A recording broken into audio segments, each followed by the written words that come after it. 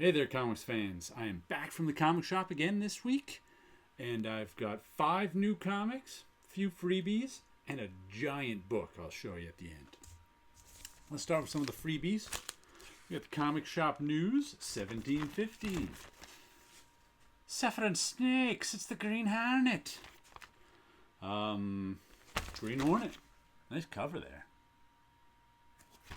Who did that cover? Let's see, does it tell us? I don't know, there's half of another Green Hornet cover down there. Pretty cool. I don't think I've ever seen a Green Hornet TV show. I don't think I've ever read a Green Hornet comic book. I don't think I know the first thing about the Green Hornet, besides Bruce Lee was in the TV show, wasn't he? I know that, so I've seen clips. Looks like it's all order numbers. For your Midnight Mystery, a colossal collection of creepy cases. Supernatural suspense. It's an alternate comic. Lots of stuff.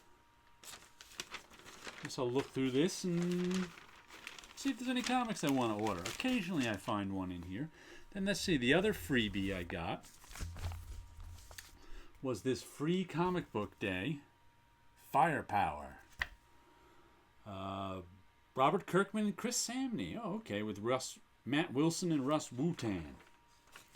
I actually wanted to check this one out. I like Chris Samney. I like Robert Kirkman, so we'll see. Looks like a superhero book. Which reminds me, I'm rereading Invincible right now. Speaking of Robert Kirkman, I just started at the beginning.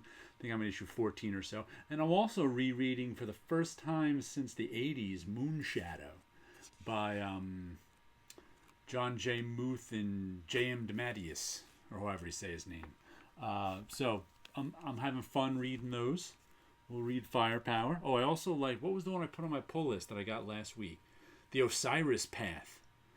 The Osiris Path made the pull list, and That Texas Blood didn't. But That Texas Blood was still pretty good. It wasn't terrible or anything, but I liked that Osiris Path better. It was a space...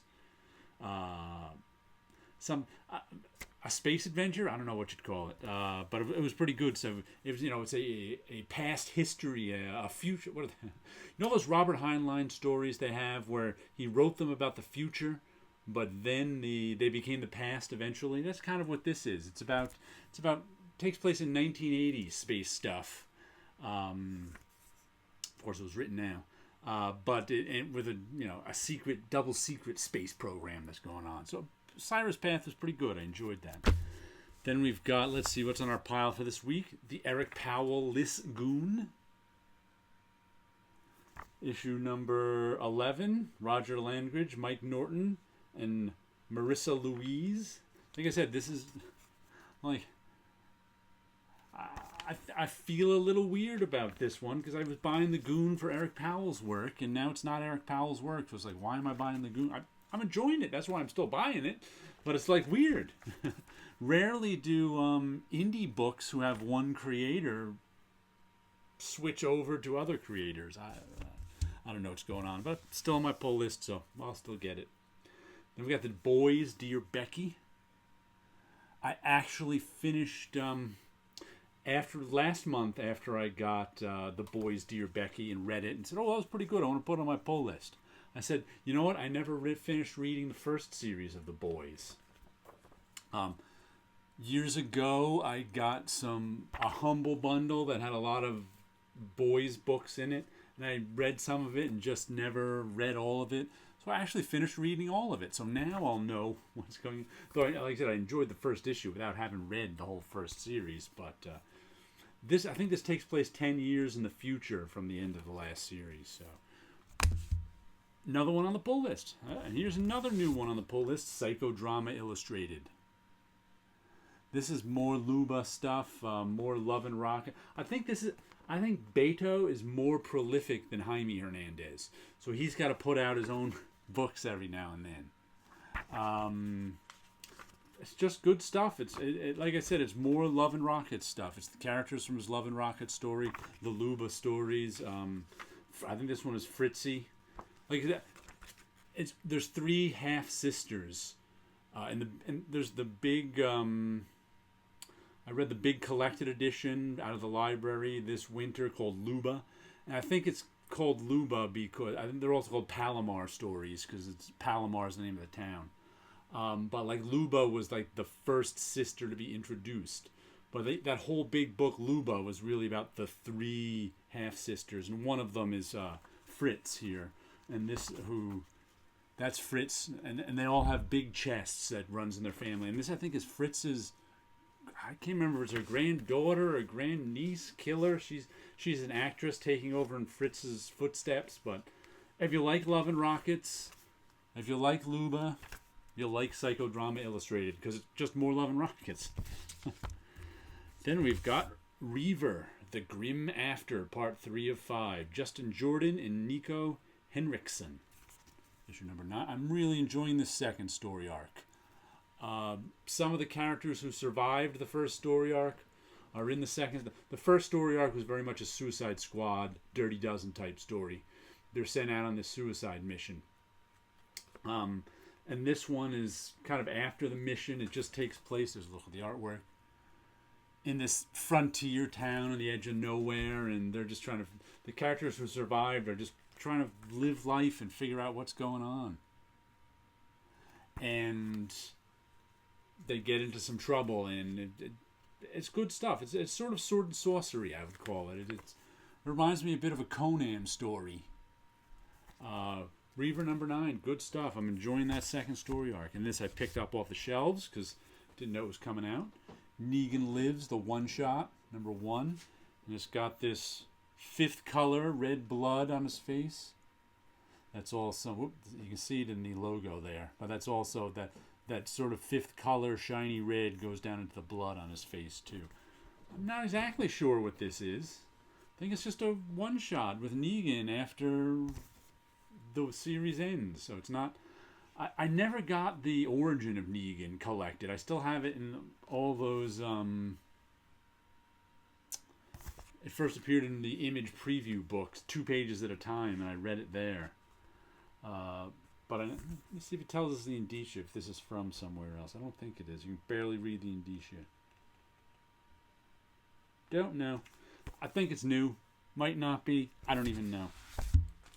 Oh, and let me show you the book that was on my bought only for their covers section, sitting on top of my printer so I can look at it all week. And that is this Elektra issue 8. I think I've had this one so long. I picked it up when I was still working at Marvel, so it's pre-2005. And I just think this cover is goofy fun.